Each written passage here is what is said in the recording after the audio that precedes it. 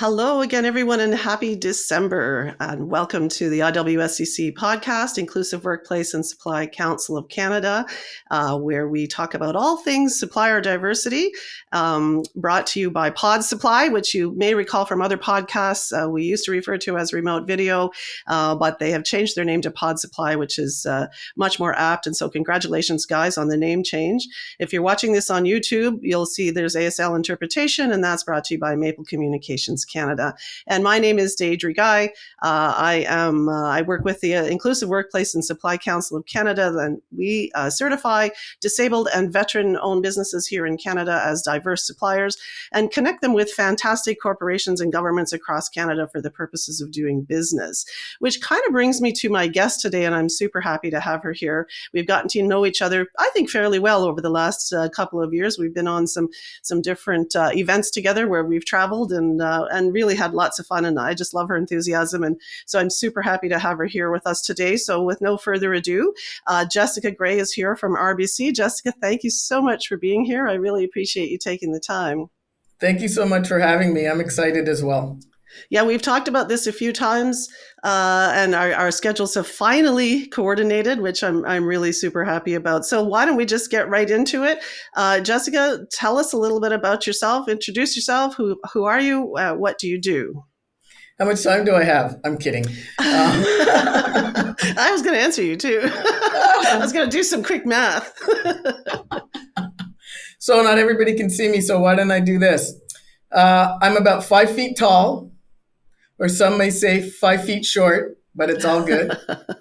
I'm a Black female, originally from Jamaica. Guess you didn't see that coming, as I know my voice is very deep. Yes, I'm female. I have medium length hair, and I'm wearing a black glitter shirt, and my pronouns are she, her. I recognize that I'm a truly blessed living with my immediate family here in Canada, and I've chosen to adopt some family members along the way. Have been a great positive influence and center of support. My husband, Anthony, who's about 6'6", by the way, it's true. He's a true partner, counselor, and inspiration for the past 35 years, and I love my life. I have a son and daughter, Kale and Lane. They're pretty cool, and I love my life because of them as well. I'm a certified basketball coach, and I love volunteering. I'm known as the auntie that plays all sports and knows about all sports. I can play basketball, soccer, and baseball. My name is Jessica Gray, as Deidre said, and my role at RBC is to lead the supplier diversity strategy globally. I fall under the Chief Administration's office, and I work alongside and report into the strategy and transformation team. I have the pleasure of working closely with over 100 global procurement strategic sourcing professionals around the world. Shout out to all of my RBC Global Procurement Sourcing team members, and I'm proud to be part of that team. Okay, so we first developed the supplier diversity at RBC in 2004, and it was to advance equality of opportunity for women, BIPOC owned businesses, LGBTQ plus 2S owned businesses, people with disabilities, service disabled veterans, and in the States, something known as small business.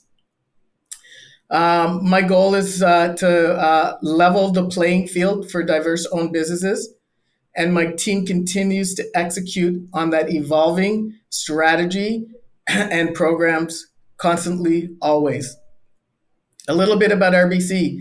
RBC's Canada's is a global functional institution within the financial industry with a purpose-driven principle-led approach to deliver leading performance. Our success comes from our 89,000 plus employees across the globe. So my lived experience is working with an organization where diversity and inclusion is part of our core values. Thanks for having me, and let's get to it, Deidre. So you've already talked about a bunch of things that make you unique, but I did have on my list on my next question, which is what's something that makes you unique. And I know you well enough to know that you've got a bunch of other things that make you unique, and your entire family actually do some very cool things and very accomplished families. So share some other stuff with us. Okay, so let me think. So the shoulders I came into this world on, very long line of women entrepreneurs. I'll start with my mother's mother, my grandmother. My grandmother out of Kingston, Jamaica, left the corporate establishment. She was a headmistress of one of Jamaica's large female schools. Headmistress is in North American terms was the principal. She Mm-hmm. decided in Jamaica, the school system is you have to pay to go to school. Well, she decided that her social worker instincts were going to kick in, and she left the corporate structure and opened her own school. The school was a um, one classroom. And the really cool thing about this classroom was it's actually known in Jamaica as a world famous kindergarten after a few years of people hearing about the work she was doing in Hmm. Kingston. The classroom was set up where the grade eights taught the kindergarten students, Hmm. etc. And it was really cool. The way you got into the school was you had to be potty trained and know how to hold a pencil. So if you were 2 years old, you could join the kindergarten of this school. So that was Wow. really interesting. Some of my grandmother's work that she did. She also started the first male adult literacy program for males, for men, adults. Hmm. And her school often students couldn't pay, which was fine with her. So she didn't make any money off of this school, although she was an entrepreneur. However, when we would go home for Christmas back to Jamaica when I was a child, she had a beautiful porch in front of the house and a garden. You would walk up to the porch and you could not see the front door. The way people paid my grandmother for her accepting their children into her school was by leaving her food Oh, wow. and coming and mowing her lawn, um, um, pruning her flowers in the front, things like that. This is how people Hmm. repaid my grandmother. And at Christmas, it was even worse. It would just be cakes and cooked Sounds food awful. and just piled up as how people would pay her. And before she died in the early 80s, she was given something known as the Order of Jamaica for education and was named as one of Jamaica's unsung heroes by the Prime Minister of Jamaica. So those are kind of Fantastic. like the shoulders I came into the world on. My mother and my mother's sisters quickly led that same type of life of social work, educating children, educating adults. So these are some interesting facts about how I think and why I think the way I do. Yeah, that's fantastic. And you have some siblings that do some interesting stuff too. I remember we talked about that when I think we were in Ottawa. So I'm not surprised that at how accomplished you are, and I love just sort of watching you go. Like we were at the Weeby conference, and you said I have to introduce Jeff to Luigi, and so then okay, where and so then I just watched that whole interaction, and you find Luigi and bring him down and remind the two why they need to talk and this is what it's all about and you really are exemplifying someone who's getting down to sort of the grassroots of supplier diversity and saying, okay, you're the buyer, you're the supplier, I see you both here in the same room, connect. And I think that's absolutely Yeah. fantastic. So I always like to have people explain supplier diversity. So my question is, what supplier diversity mean to you? And perhaps I should be more clear because I don't mean what does it mean to you emotionally or personally the effect it's had on you. But if someone doesn't really understand what supplier diversity is, and that's a lot of us, it took me a long time to kind of figure out what the heck I was doing. And, I'm running a supply council. So I think that I love to hear other people's sort of definition of what supplier diversity is. So let's hear yours. Uh, all right. So, Deidre, and a lot of your listeners today who know me know I can talk about this for hours. So let me try to keep it short and sweet. So let me start by sharing what a supplier recently said to me. Why don't we start there?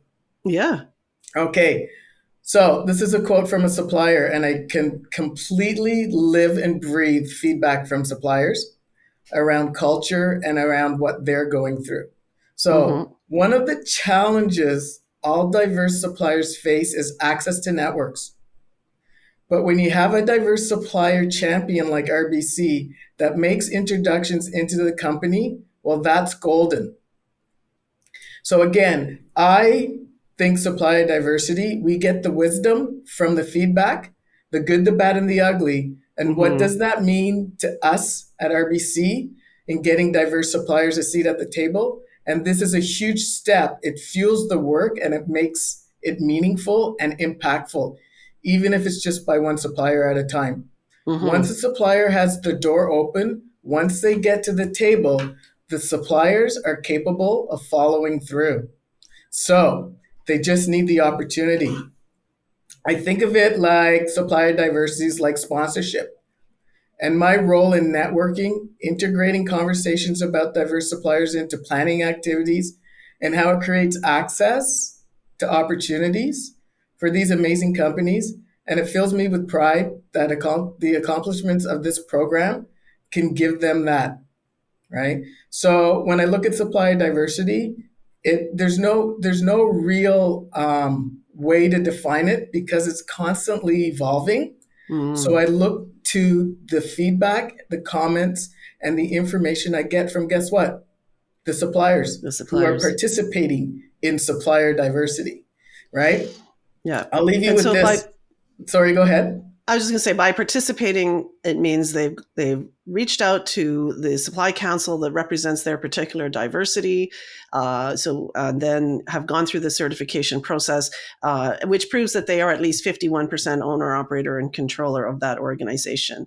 And so that's something that's important to I think both sides of the game. But why is that important to you that they are 51% owned, for example? I don't know. I'm not sure if 51% on means really anything to me, but I understand how you have to start somewhere with auditing to ensure that the supplier coming in is actually diverse. So I understand the Right. 51% on from that perspective. I think the biggest thing for me is we're spending time to reduce the stigma, right? It's all about Mm-hmm. this program's all about stigma reduction, and I know we'll get Yeah. to that somehow today. I hope, because I know that's one of the things that's always on top of your mind, It is. with IWSCC. So it's, you know what, it's one thing. And a supplier also said this to me, and this is where I think it matters the most. All I want is the opportunity to make a pitch. That's all I'm asking for, right? So we have to level the playing field for diverse suppliers, right? And give them a chance that non-diverse suppliers have to Yeah. make their And have pitch. had They have traditionally. had, Yeah. right? Yeah, Right? To exactly. make their Yeah. pitch. These diverse owned businesses are not charity cases. So this is not No. about charity or a foundation.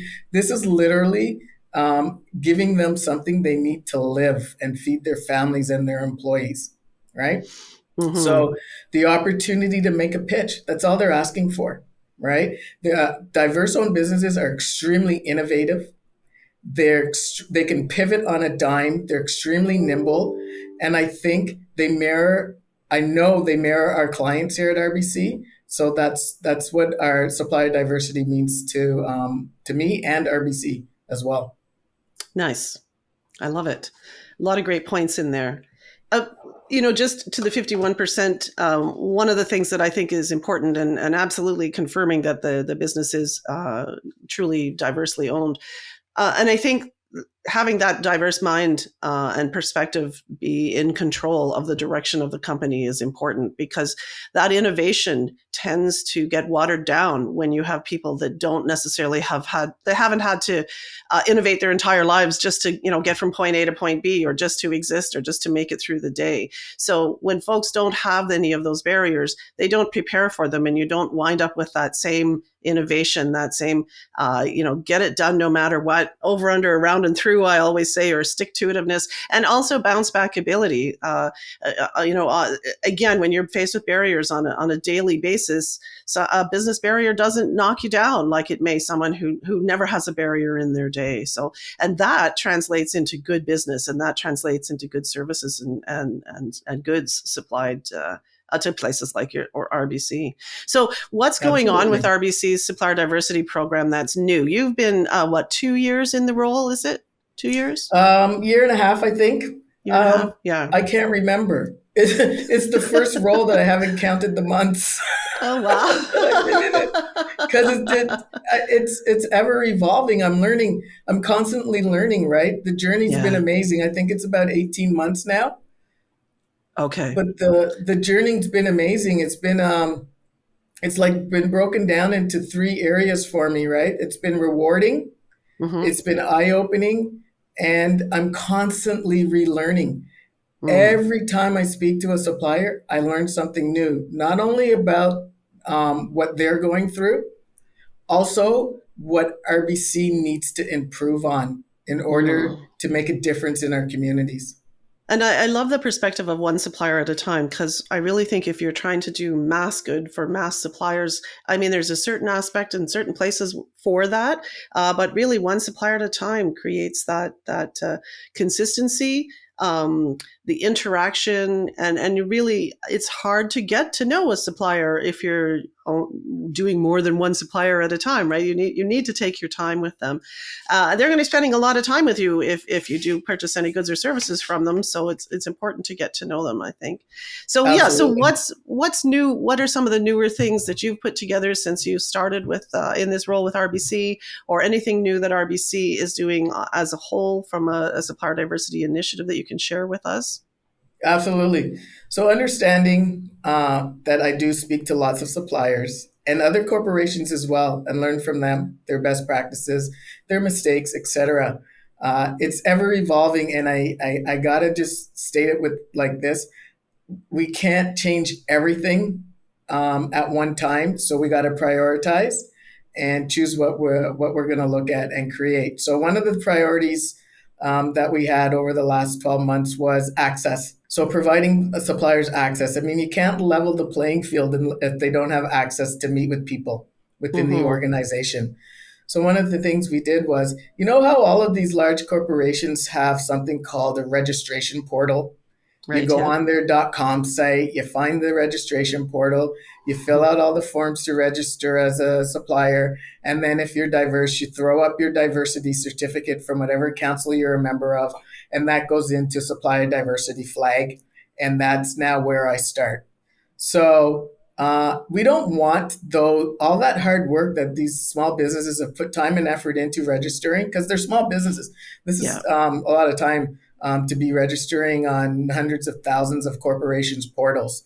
Yeah. So one of the really important things was, what do we do now that they've registered, and how do we provide them access?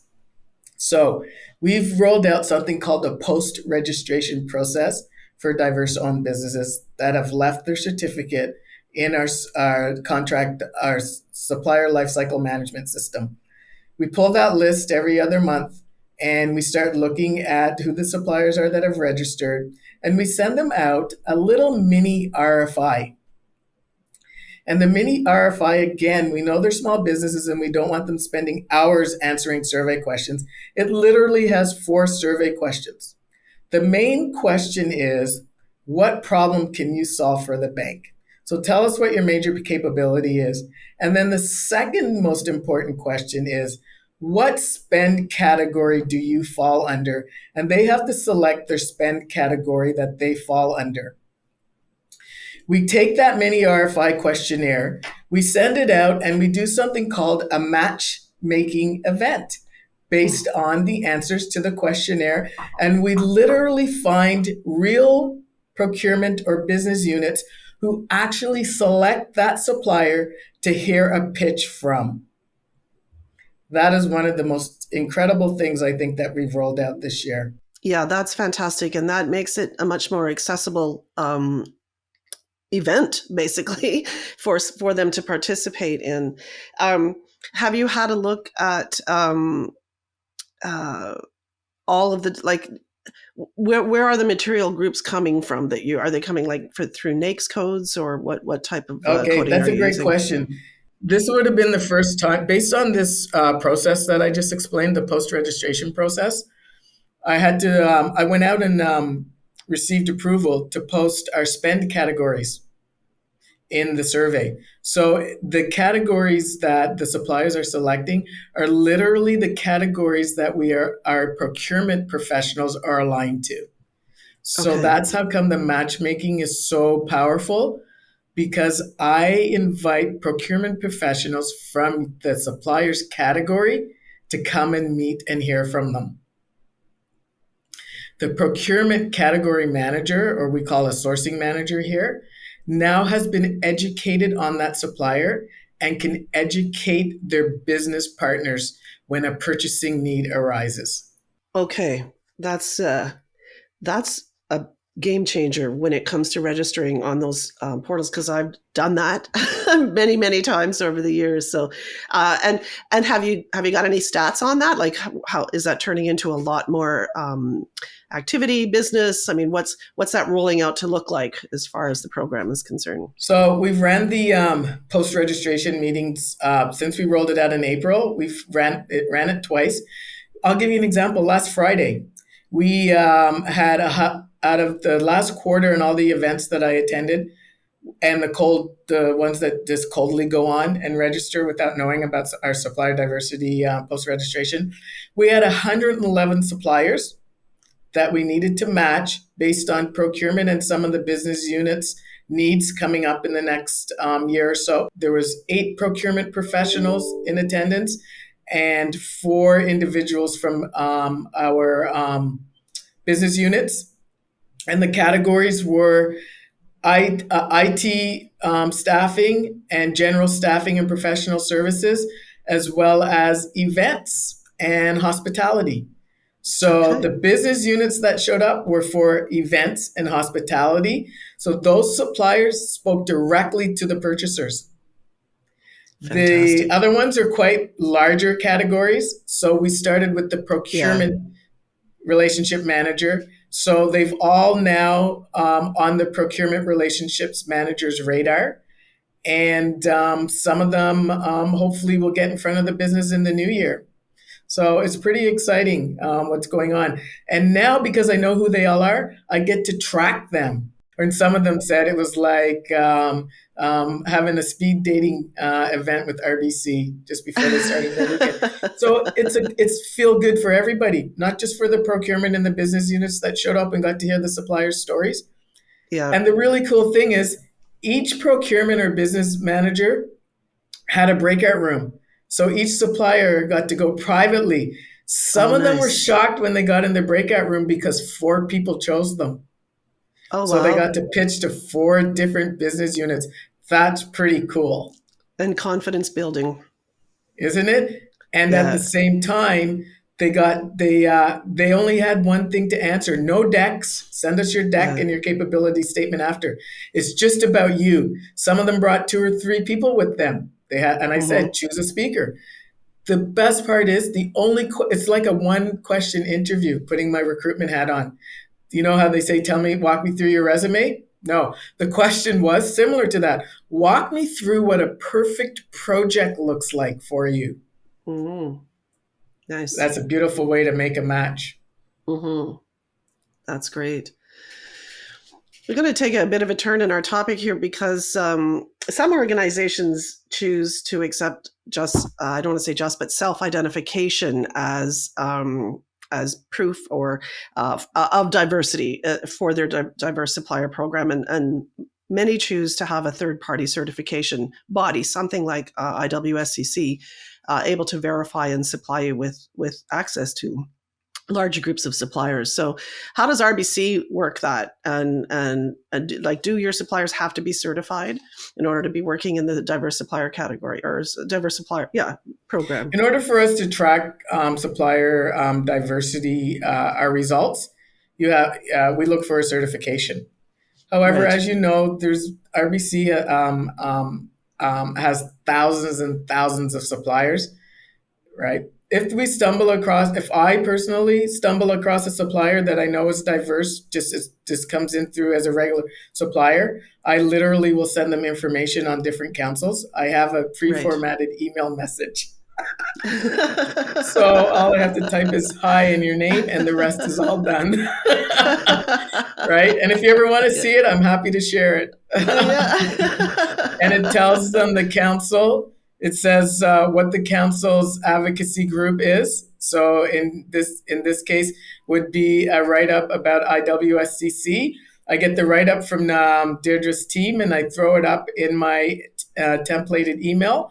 And at the same time, it also gives them a link to your site. So I am making it 110% easy for them to look into certification. Yeah, that's great. I did all the What would, work, all the research for them. They just got to yeah, pick what council they think they're 51% owned, because the definition is the same across the world. 51% yes. owned and operated.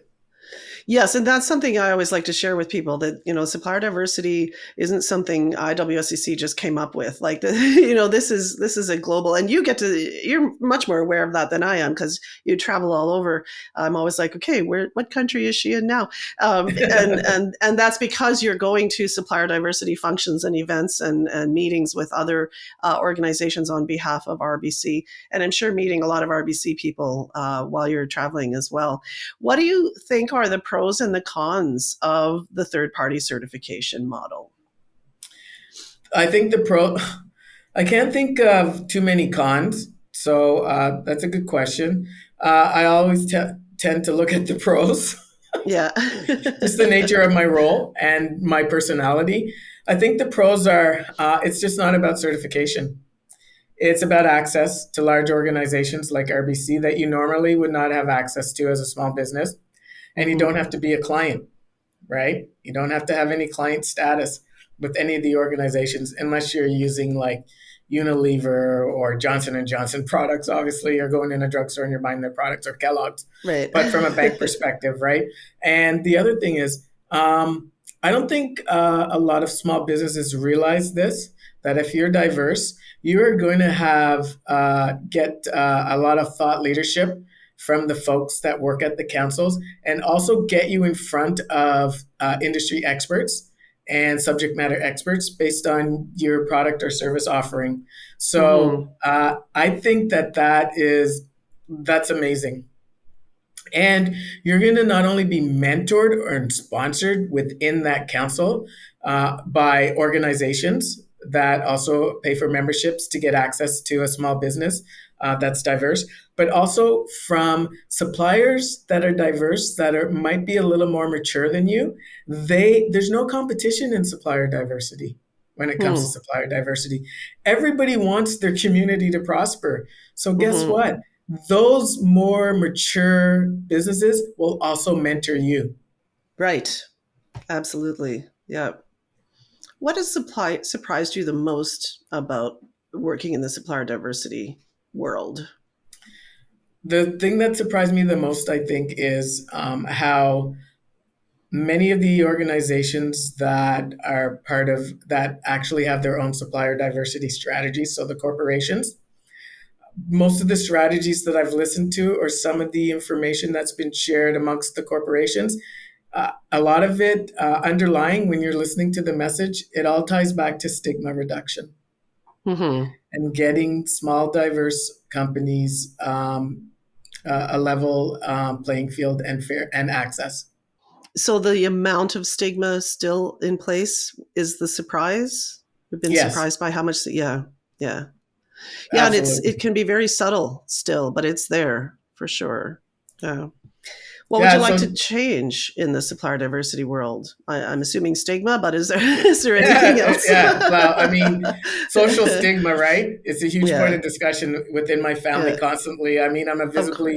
I'm visibly a Black woman raised by a single mother and immigrant. So yes, I'm a huge Mm. advocate for stigma reduction. All right, I have to combat it Yeah. every day in my life, my personal and professional spaces. Right, Yeah. I Yeah. can't just turn off what I physically look like, right? And Mm-hmm. Mm-hmm. imagine and what my perceived shortcomings are when they turn on a camera or I walk in a meeting room, right? Yeah. So I know I'm being prejudged. before I even speak right. Imagine these diverse owned businesses, exactly the same experience that I'm going through, that I go Hmm. through, right? So Yeah. I'm a huge advocate of stigma reduction. And I think that the strategy that I personally know of at RBC from end to end looks at combating that, mitigating that for diverse owned Right. businesses. So yeah, I think if there were no stigma, we wouldn't even there would be no need for supplier diversity, right? That's what, yeah. These suppliers would be getting access to business all along without these preconceived notions and judgments that are So, wrong. Yeah. so at the beginning, how you spoke about how I'm always moving and shaking and connecting people, Yeah. right? That's what it is. I'm deliberately leveling the playing field. I'm Yes. deliberately stretching out and reaching out to suppliers that are diverse so we can include them. Yeah. Yeah, I see it all the time, and it's like I said, cool to watch. What made you decide to take on this role? Given all the other things you've done at RBC and before, what made you decide to tackle supplier diversity? Wow, that's a huge answer. So can I tell you something I often hear my husband say? Sure, All right. So I'm going to read it actually, so I don't miss the essence of it. Is it okay if I read something? of course, yeah. Let's suggest that each person's contribution is equivalent to $1. I worked hard investing in my craft and applying my knowledge in a manner that I felt was equal to having $1 in my pocket, just like my peers in the room.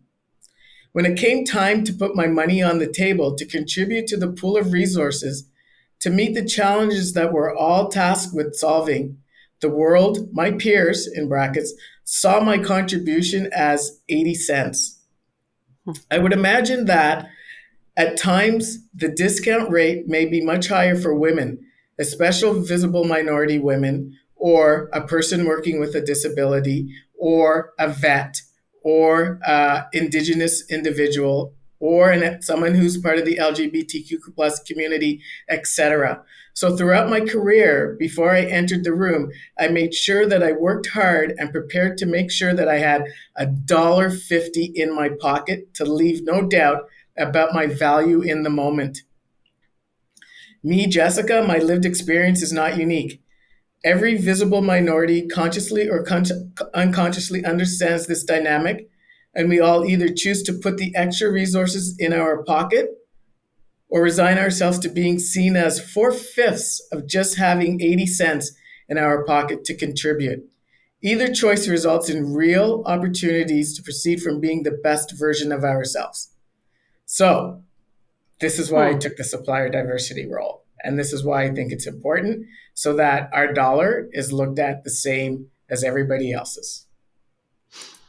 I love it. That's a fantastic answer. Um, I I like my answer, but it's true. It's exactly why I took this role. yeah, I just want to be looked at like the dollar, and I think diverse owned businesses should also be able to come to the table with the dollar. yeah, yeah. Was it a snap decision when it was put in front of you as an It option? was a snap decision. I've been waiting Yeah. for it for 6 years. Okay. One of my leaders asked me 6 years ago, where do you see yourself next? And it was easy. I said, supplier diversity, no matter Oh what it looks wow. like, Yeah. Yeah. because I will make Well, it look like what I want it to. yeah, exactly. I'm gonna fix it anyway. So you've manifested that for yourself. Well, we're very happy to have you in the supplier diversity world. The changes that Thank you've you. made, I hear about it all the time from my suppliers. Folks just enjoy hanging out with you. Your enthusiasm and unabashed uh, help, I think, is something that not everybody's good at taking help, and especially those of us who are diverse in some way, because we've had to do it on our own in a lot of ways. So we're not always great at accepting help, and so you're just right there going, here's my help, and by the way, I'm doing this for you, and by the way, Deidre, you can speak in front of 147 procurement people next Monday morning on behalf of IWSCC if you want. It's generous and thoughtful, and it really helps build the community. So, and also being here on this podcast really helps. And I've learned stuff today that I didn't know about the RBC program, and also your thoughts behind it. So I'm really thrilled to have had you here, and I'm glad we were able to make the time to get our schedules together finally. And you're heading off on vacation after this, are you not? I will be heading off on vacation. I'll be back in January. My last event is tomorrow, so it's exciting. And then I'm going to do some charity work and head out on vacation. So Tropicana Community Services, shout out to the Community Services of Scarborough. They need us. Nice. Yes. Good for you. Thank you so much for being here. Enjoy your vacation.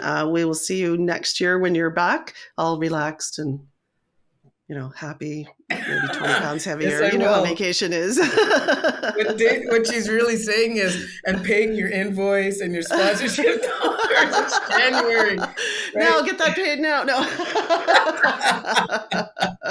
But yes, thanks so much for being I here. will be refreshed, and it has been a true pleasure working with you and all of the SDAC in Canada, and it's just been incredible, and I can't wait to see what earth-shaking stuff we do in 2023. In 2023, I'm pretty excited about it too.